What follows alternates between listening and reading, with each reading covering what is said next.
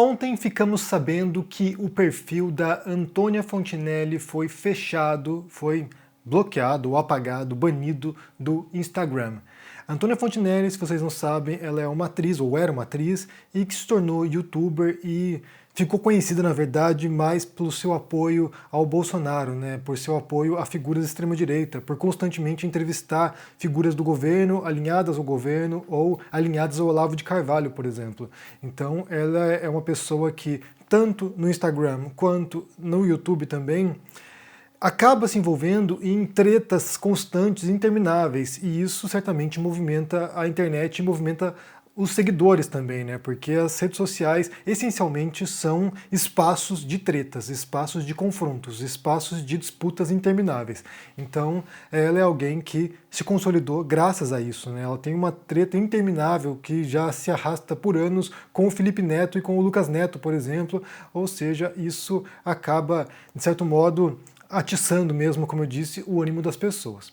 E a razão por que a conta dela foi fechada no Instagram, né, o perfil dela foi fechado, ninguém sabe ainda, na verdade, porque simplesmente foi bloqueado, aparentemente o Instagram não alegou nenhum tipo de violação da política, não se sabe o que aconteceu, a Antônia Fontinelli está revoltada, os seguidores dela acharam inicialmente que poderia ser porque ela entrevistou o ator que contracenou com a Xuxa num filme bem antigo, na verdade, Amor, Estranho Amor, que era uma porno chanchada e que o menino tinha 12 anos e fazia uma cena sexual com a Xuxa no filme. Mas a Xuxa parece que até elogiou a entrevista da Antônia Fontinelli, então parece que não é essa a razão. Pode ter sido por outras questões, na verdade, por outros tipos de violação da política do Instagram. A verdade é que a gente não sabe. O fato é que nos últimos dias e semanas a gente viu muitos perfis de bolsonaristas, de olavistas, sendo fechadas, banidas ou bloqueadas. A gente viu, por exemplo, as contas da Sarah Winter sendo bloqueadas, a gente viu até recentemente, né, o Terça Livre perdendo sua conta no YouTube, agora Antônio Fontinelli no Instagram, e outras pessoas também tiveram ou seus perfis bloqueados ou desmonetizados, como foi o caso, até onde eu saiba, do Bernardo Kister aqui no YouTube também, que dado o tipo de conteúdo que essas pessoas geram, violando as políticas internas do YouTube ou do AdSense, né, que é a plataforma de pagamentos do YouTube, e assim, com essas violações, foram punidos e desse modo acabaram perdendo suas contas ou o dinheiro que ganhavam através delas, né? No caso da Fontinelli, como eu disse, não sabemos ainda a razão, pode ser que nos próximos dias, parece que hoje o Instagram ia se pronunciar, então a gente não sabe exatamente o que aconteceu, mas possivelmente pode ter a ver com o conteúdo político, e a própria Fontinelli acha isso. Eu falei recentemente sobre o perigo, né, os riscos disso, né? Por um lado, você tem pessoas que, não sei se é o caso da Fontinelli, né, especificamente, mas você tem pessoas que estão violando políticas internas do site, da plataforma, das redes sociais, e desse modo são penalizados por isso. Então, assim, você tem regras internas, a pessoa vai lá, descumpre essas regras, repetidas vezes, durante anos, em algumas circunstâncias, desrespeitam essas regras e, quando já se torna insustentável e as redes sociais já perceberam o impacto que tiveram em eleições, por exemplo, né, a gente não pode negar que a ascensão do trumpismo, né, a vitória do Trump nas eleições, a vitória do Bolsonaro, o Brexit, foram processos que, em grande parte, ocorreram por causa das redes sociais. O impacto desses grupos na internet movimentando a percepção popular. Até tem um filme polonês, que não é um filme tão bom assim, na verdade, que se chama Rede do Ódio, que mostra isso, né? Escritórios que trabalham para manipular a percepção das pessoas. Então, as redes sociais já compreenderam o seu papel nesse tipo de polarização política, nesse tipo de manipulação das eleições, e agora, tarde demais talvez, começaram a tentar tomar providências para minimizar um pouco o estrago, né? O que já é tarde demais, na verdade, como eu disse. Eu acho que nessa altura aqui o estrago já foi feito, as comportas já foram arrebentadas dessa represa e o ódio já está disseminado. Mas pode ser que essas tomadas de decisão deles para punir violações de políticas seja tentar reemendar o que já está destruído. Por outro lado, a questão que se levanta, eu também já falei sobre isso, tem a ver se a gente quer que essas plataformas, que esses sites tenham esse poder, né, de decidir aquilo que deve ser dito, aquilo que pode ser dito, quem pode falar as coisas e quem não pode.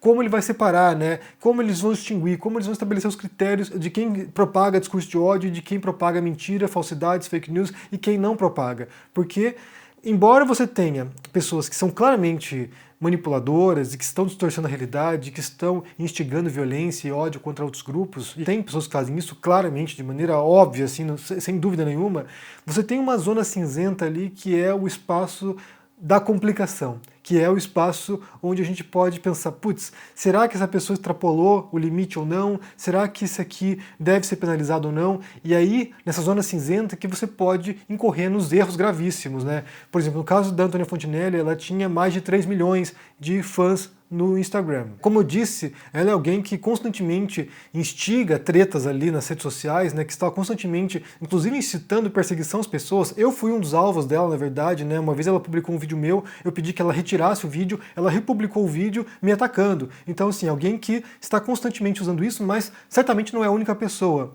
Então, os critérios para poder decidir quem vai ser penalizado, quem vai ser punido e quem não vai, são muito dúbios, né? São muito ambíguos. Como é que a gente vai saber, né?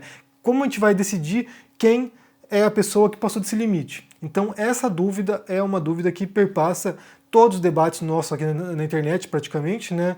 Quem extrapolou, quem foi além do que deveria? E quem vai avaliar isso, né? Quem vai julgar isso? É um funcionário do Google? É um funcionário, sabe, do Facebook? Quem que vai analisar isso? É o cara que está apertando o botãozinho ali para julgar se é conteúdo impróprio ou não? Ou é a cúpula, ou é o topo, né? Isso é uma decisão que vai para, sabe, altas hierarquias dessas empresas. Ou deveria ser uma decisão judicial. Quem decide isso? Quem analisa o limite? Sem contar também que, falando em justiça, que a gente sabe que a justiça é lenta, né? Então, por exemplo, uma infração na internet, uma violação, algum ataque, algum tipo de ofensa na internet, muitas vezes, se for para instâncias judiciais, pode demorar meses ou anos para ser reparado. Então, aquele crime cometido na internet, um crime contra a honra, por exemplo, em vez de ter uma reparação imediata, uma punição imediata, que é o ritmo da internet, né? A gente espera que as coisas sejam feitas em questão de minutos e não de anos ou meses. Em vez de uma reparação imediata, você tem aquele crime contra a honra se perpetuando na internet durante muito tempo, até que, depois de meses, sai uma decisão judicial, e aí sim que vão se pensar em qual é a reparação, e aí sim que vão se pensar como punir essa pessoa. E aí o estrago já foi feito, né? O estrago à reputação, o dano moral já foi feito e, sabe, permaneceu online durante um tempão. E isso aqui parte de dois problemas graves, né? Porque por um lado você tem a internet, que basicamente são conteúdos gerados pelos usuários, e esses usuários têm pouca responsabilidade sobre aquilo que eles dizem, né? Você tem uma série de fatores que acabam contribuindo para isso. O anonimato é uma dessas coisas, né? Você tem pessoas que estão ocultas ou protegidas por pseudônimo, com fotos de anime e que acham que podem ameaçar as pessoas, que podem agredir as pessoas, que podem insultar as pessoas livremente na internet. Nem todo mundo dá a cara para poder falar as coisas, né? Então, assim, as pessoas, elas acham que elas são protegidas por esse disfarce virtual, por esse avatar que elas criam. E, por outro lado, você tem, justamente como eu falei, esse ritmo frenético, né? Então são muitas pessoas, muita gente interagindo, milhões ou bilhões de pessoas interagindo, e esses atritos se tornam muito constantes e eles são corrosivos. Como eu disse, as redes sociais já compreenderam esse caráter corrosivo, e isso não é um desvio de finalidade, isso não é uma corrupção da finalidade, mas é justamente o elemento central. Eu já mencionei aqui o livro do Jaron Lanier, 10 argumentos para se deletar agora as redes sociais, ele fala justamente isso. Essa característica que a gente vê nas redes sociais, essa tensão constante entre as pessoas, isso não é um defeito da internet. Esse é o objetivo da internet, é para que nós fiquemos o tempo todo entretidos com essas disputas, com essas brigas, com esse tipo de treta sem fim. E eu só quero fazer uma observação aqui, né, porque nesse tipo de circunstância, quando a gente vê, por exemplo, Alan dos Santos bloqueado, né, o Terça Livre bloqueado, ou mesmo agora Antônia Fontinelli, né, que a gente não sabe ainda, como eu disse, qual é a razão do bloqueio dela no Instagram, mas quando a gente vê essas figuras sendo bloqueadas, há uma tendência a celebrar isso. Em alguns sentidos, certamente, há razões para isso. São pessoas com comportamentos tóxicos que estão, de certo modo, contaminando todo o debate público, né? E daí, nesse momento, as pessoas citam frequentemente o Karl Popper, né, o filósofo que, em um dos seus livros, explicitou o paradoxo da tolerância. Inclusive o livro está aqui atrás, esse aqui, olha, esse aqui vermelhinho aqui, que é A Sociedade Aberta e Seus Inimigos. Na verdade é uma nota do livro, né? Ele está mencionando lá o Platão, que ele fala sobre Platão, fala sobre Hegel e Marx nesse livro, então numa parte que ele fala sobre Platão, ele menciona dois paradoxos, que é o da democracia e o paradoxo da tolerância. Eu vou ler para vocês esse paradoxo, porque você sempre pede que eu mencione esse paradoxo e fale um pouquinho mais sobre ele, então eu vou ler na íntegra aqui a nota que o Popper inclui no seu livro, para que a gente possa refletir sobre como isso se dá nas redes sociais, né? Como isso impacta, na verdade, nossas interações nas redes sociais. Então diz o Popper o seguinte: a tolerância ilimitada leva ao desaparecimento da tolerância. Se estendermos a tolerância ilimitada mesmo aos intolerantes, e se não estivermos preparados para defender a sociedade tolerante do assalto da intolerância, então os tolerantes serão destruídos e a tolerância com eles. Nessa formulação, não insinuo, por exemplo, que devamos sempre suprimir a expressão de filosofias intolerantes, desde que possamos combatê-las com argumentos racionais e mantê-las em xeque frente à opinião pública. Suprimi-las seria certamente imprudente, mas devemos nos reservar o direito de suprimi-las se necessário, mesmo que pela força. Pode ser que eles não estejam preparados para nos encontrar nos níveis dos argumentos racionais, ao começar por criticar todos os argumentos e proibindo seus seguidores de ouvir argumentos racionais, porque são enganadores, e ensiná-los a responder os argumentos com punhos ou pistolas.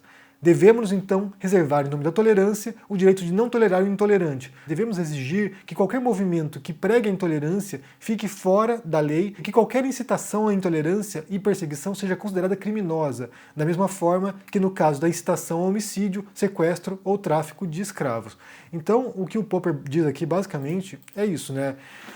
Numa sociedade tolerante, existe, muitas vezes, o espaço até para o intolerante. Existe.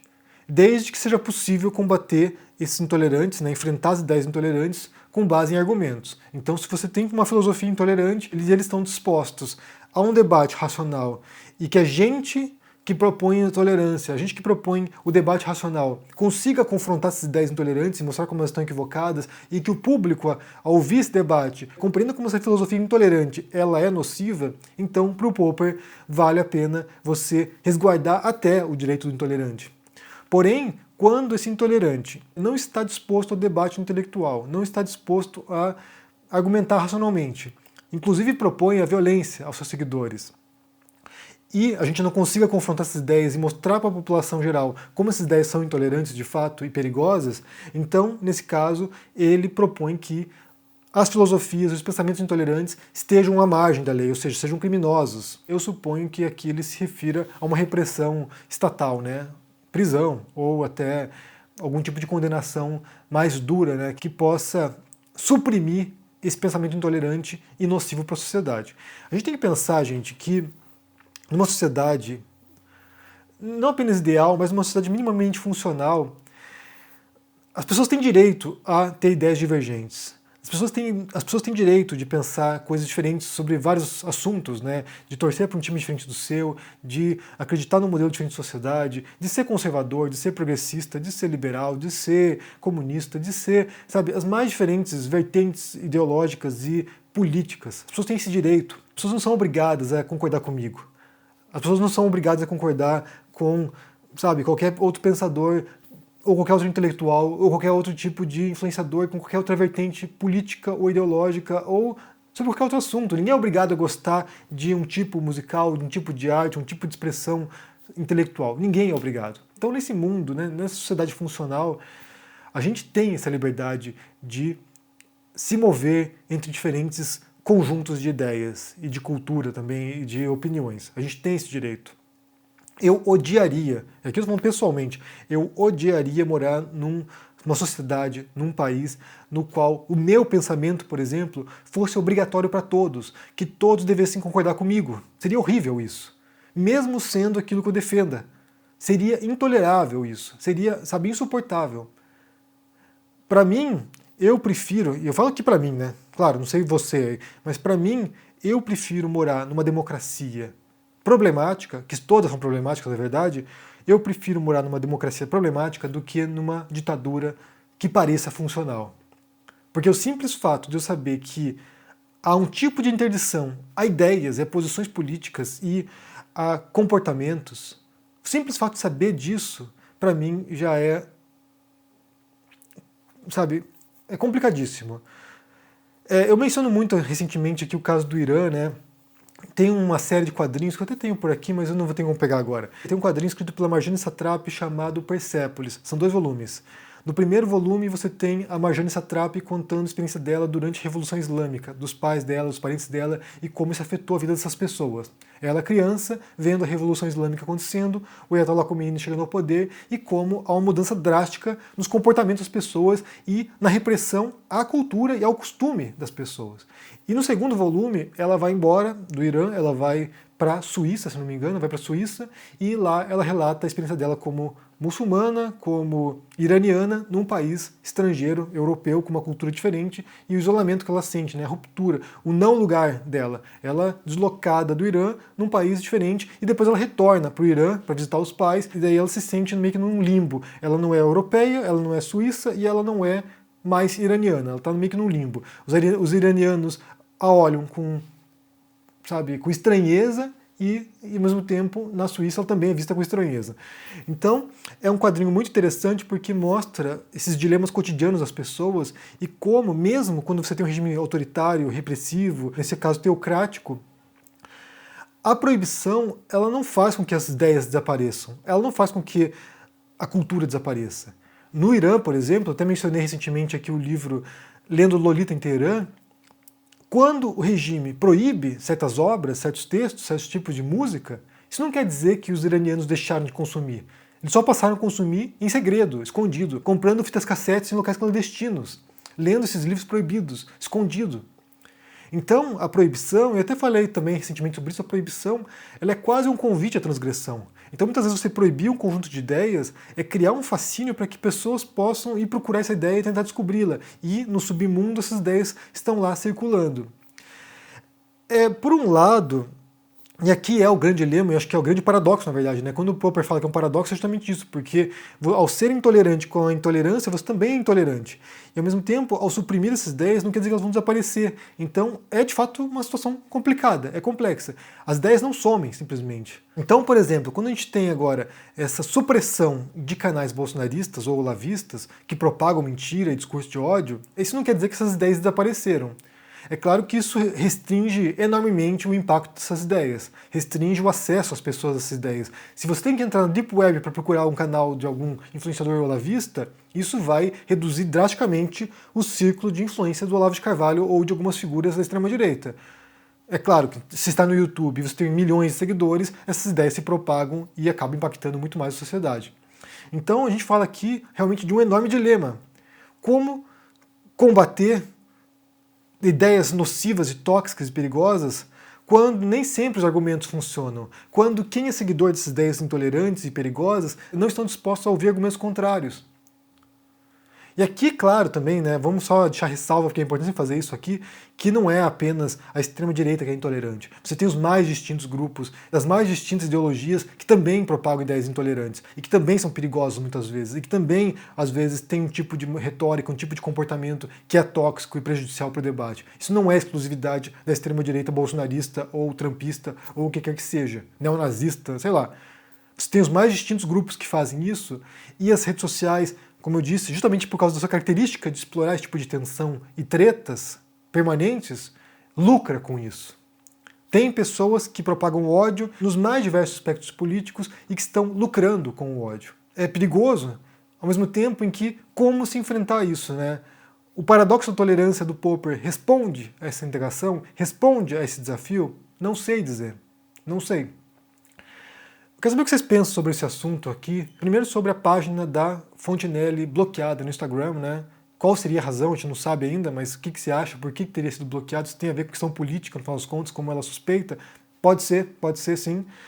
Mas se isso é uma maneira aceitável para poder tentar controlar esse discurso que prega a treta ou que prega a agressividade contra os demais que pensam diferentes, se isso funciona, o que você pensa sobre isso? E se o paradoxo da tolerância do Popper seria algum tipo de referência para a gente sobre como enfrentar a intolerância. Se, ao sermos intolerantes com a intolerância, não nos tornamos intolerantes e acabamos passando a medida também, né? Passamos essa zona cinzenta e começamos a perseguir pessoas que não necessariamente seriam intolerantes, né? Então, é realmente um problema. Me diga o que vocês pensam aqui no comentário, deixa o joinha, se inscreva aqui no canal, se torne um membro ou um apoiador para dar uma força, se torne um aluno do ICL.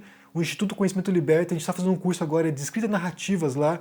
Essa semana, ontem, teve a 4ª aula que foi sobre criação de personagem. E na próxima semana será sobre criação de enredos, para como criar as histórias, né? Como elaborar uma história. Se torne um aluno para quem quer se tornar escritor, ou aprender a escrever melhor, escrever histórias ou um livro. E também confira meus livros. Romance histórico sobre Jesus, O Rei dos Judeus, lançamento de dezembro, e também o livro sobre Bolsonaro, que relata 1 ano e meio do governo do Bolsonaro. Um abração para vocês, se cuidem por aí e até mais. Tchau!